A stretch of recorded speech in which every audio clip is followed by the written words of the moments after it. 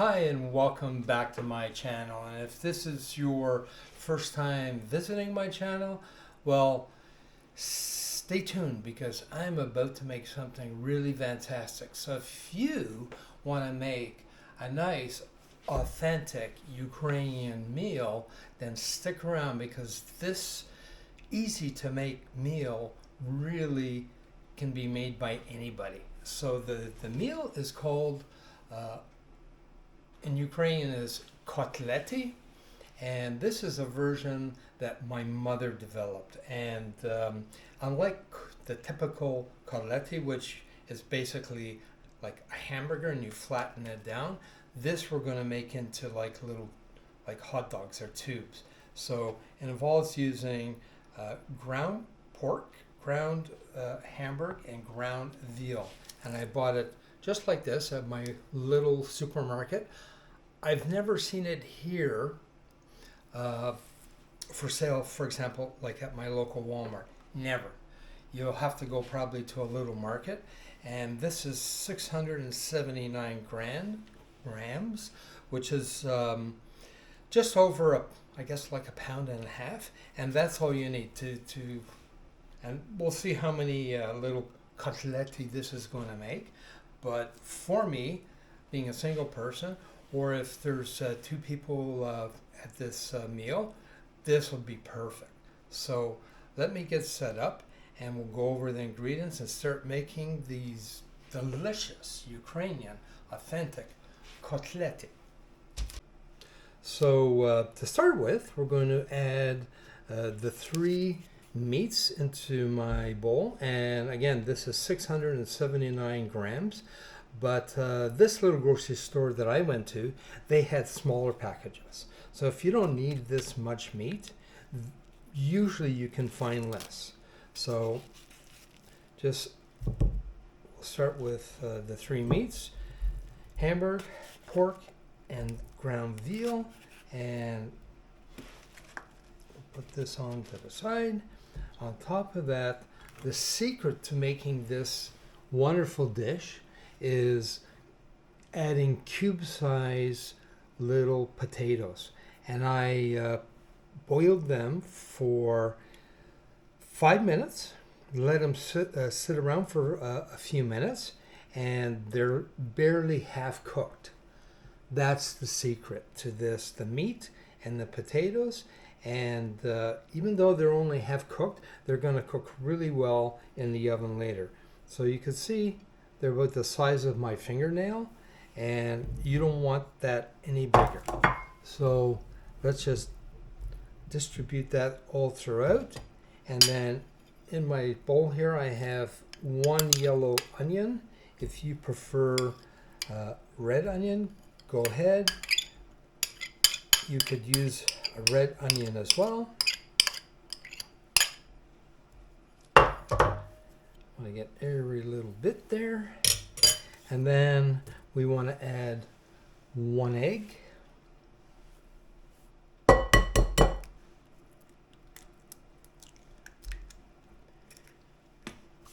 And I like adding some celery salt.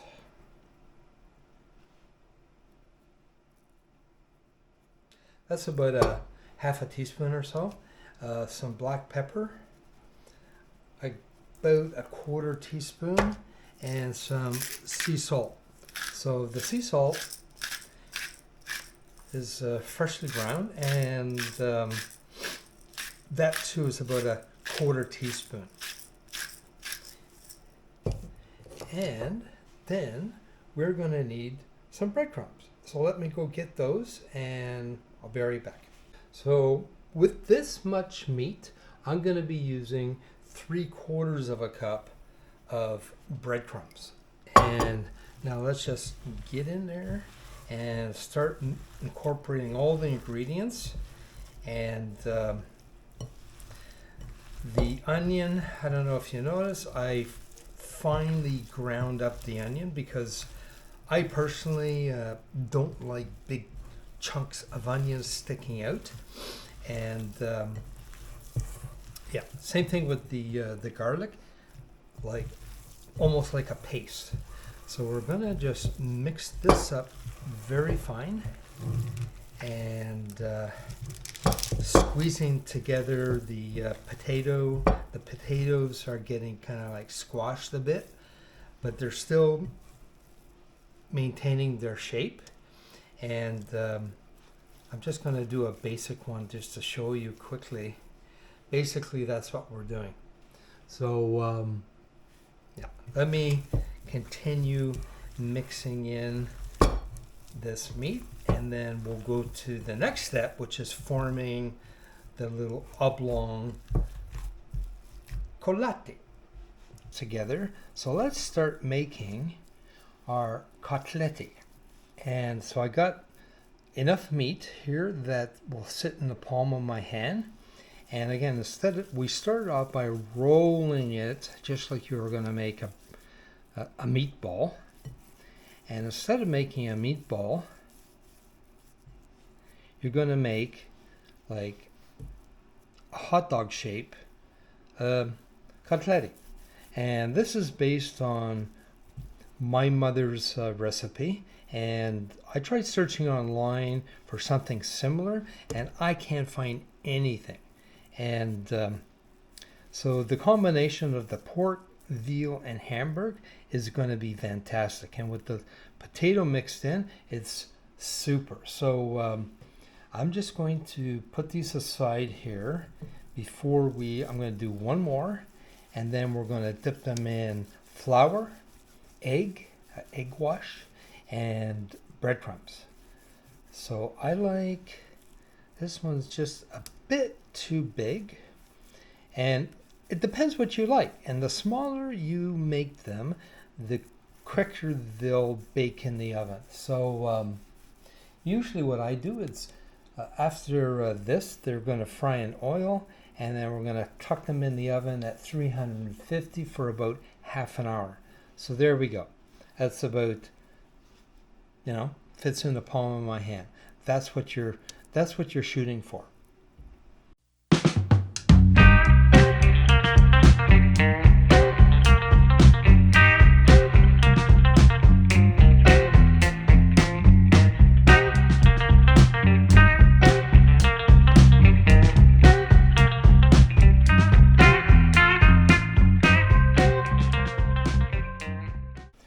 Okay, so we have here, how many?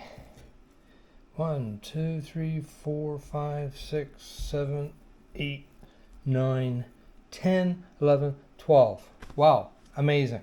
So you can see some of the potato peeking through. So how this goes is the production line is flour, egg wash, breadcrumbs, and generously coat the kotleti in flour, and then into the egg wash. I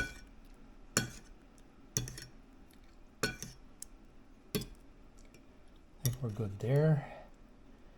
Let it drip off a little bit, and then into the breadcrumbs. And that is it. It's that simple. No marinating, no fancy schmancy, just that's it. So I like to give it a little pat. And now the breadcrumbs are really packed into that. And if you want, you could do this process twice over. So if you want to give it again flour, egg, and breadcrumbs, you can do that as well. So I'm going to continue doing the rest of these, and then we're going to go on to frying these little babies.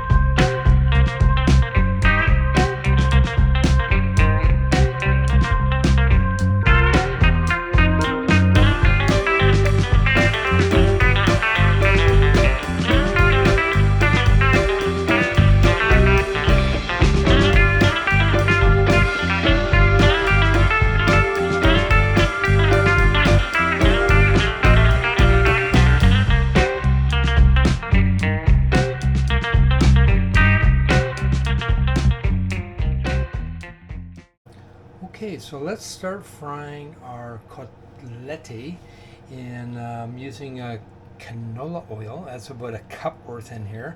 And right now the temperature is around 360 degrees.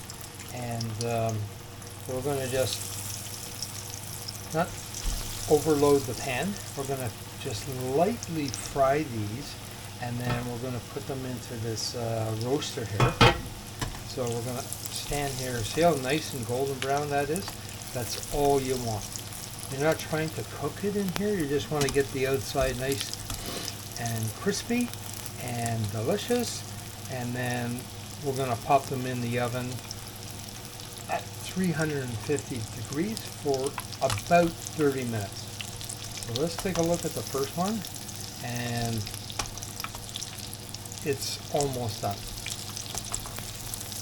Same thing with this one. Let's give this one a little spin.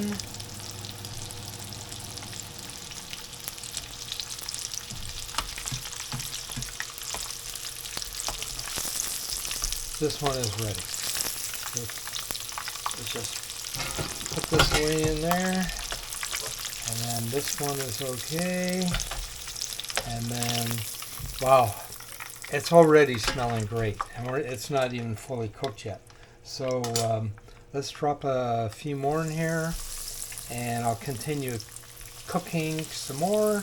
And we'll be right back. I just want to say that when you're frying stuff like this in a frying pan, I found personally it's really good to have a thermometer in the oil, and it just prevents a flash fire, and I've experienced that myself firsthand, and pretty scary stuff. So if you don't have one of these, I would highly recommend it. So there you have it. 1 dozen kotletis, and they turn out nice and golden, and I'm just waiting for my oven to finish heating up to 350, and then we're going to pop them in the oven for about 30 minutes. Should do it, I think. And so that's it for now, and we'll get started on the mushroom gravy. So the meat is perfectly cooked. It's nice and moist. But to top that off, I'm going to do a recipe that my mom did. She always made a fresh mushroom gravy. So I have here about 450 grams of fresh mushrooms, which is about 2 containers of mushrooms. And with that, I'm going to be serving an infallible rice recipe that my mom used to make. And here's a clipping. Here's the recipe right here from someone wrote into Dear Abby. And this is a clipping that my mom took from probably the 1970s, and I still have it. And if you want to try a really foolproof recipe, infallible rice, this is the one you got to try. It's perfect. This rice goes with any kind of meal. And so let's get to it. Let's get back in the kitchen and start making some rice and mushroom gravy. So the rice is so easy and perfect, and it isn't a lot of work. So we have in the pot here 2 tablespoons of butter, but if you want to use 2 tablespoons of margarine, that'll work as well. So we're just going to fry these up until they're translucent. So let's wait for that to happen, and then we're going to add in the rice and the 2 cups of chicken broth. And my medium-sized onion cut into chunks is exactly where I want it to be, nice and translucent.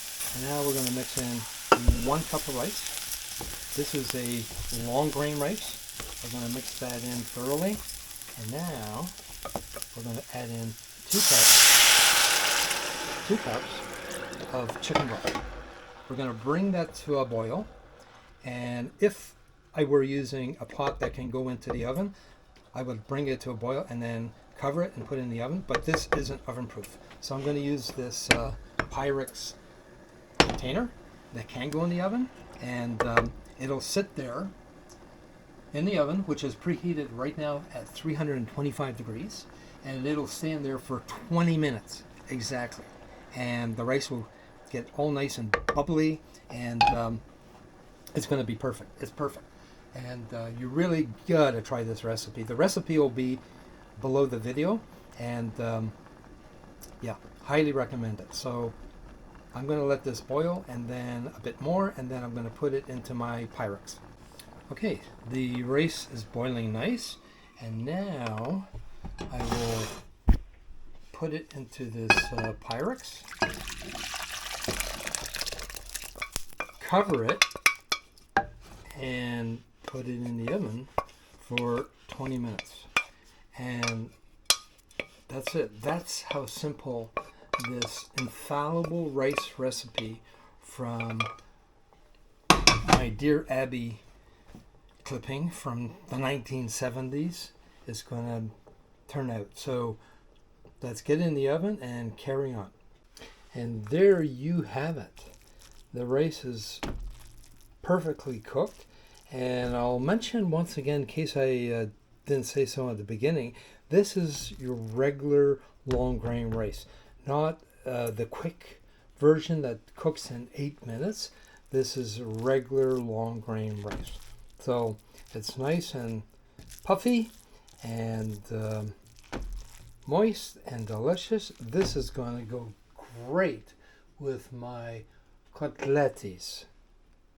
So unfortunately, I never wrote down my mom's famous mushroom gravy recipe while she was still with us. And now that she's gone, I wanted to make something similar, I found a really great recipe by Chef John on allrecipes.com. There'll be a link below my video. So what you have to do is take a quarter cup of butter, melt it until it's frothing, and then we're going to mix in the mushrooms a little at a time because I have quite a bit of mushrooms. So let's let this froth, and then we have to wait patiently. So it's getting there. So that looks good to me. So I'm going to add these a handful at a time. Keep the heat on high. Okay, that's about half the mushrooms from my pot here, and I'm going to just start mixing this in. And mushrooms, they contain a lot of water, so let's be patient. This is not a quick thing to happen, so if you're having friends and family over, this is something you can prepare well in advance of them coming over, and even before the main course is done, which in my case is the Kotleti. So let's add another handful, and slowly I'm going to keep on going at this, and when it's at the point that I like it, that they're really sweated down, then we'll come back. So all the mushrooms are in my pot now, and you can see how much liquid is coming off the mushrooms, and I wish YouTube had smell-o-vision, because these mushrooms cooking on the stovetop smell fantastic. So I'm going to keep at this. It could take 5 minutes, could take 10 minutes, and it's something you can't walk away from. And yeah, so I'll keep at it, and we'll be back soon.